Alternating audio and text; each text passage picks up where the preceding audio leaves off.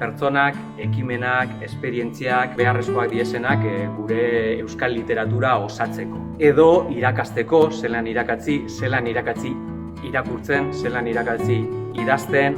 Egatz 59. zenbaki honetan Gardine Uedak hartu du gidaritza eta bere asmoa izan da batez ere beste modu bat lelopean hartu literatura mundua erraldoi horretan dauden hainbat bide eta normalean fokuenpean ez daudenak eta agerrarazi.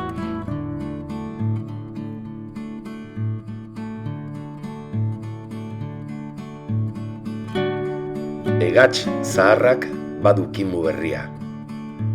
Euskal literaturaren aldarria.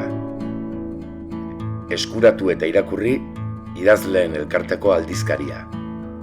Normalean, lehenengo planoan ez dagozen errealitateak, ez da? Euskal literatura osatzen dabiesen errealitateak, izenak, esperientziak eta modu oso atseginean kontatuta. Euskal Idazten Elkarteak webgunean dituen edukiak paperera eramatea.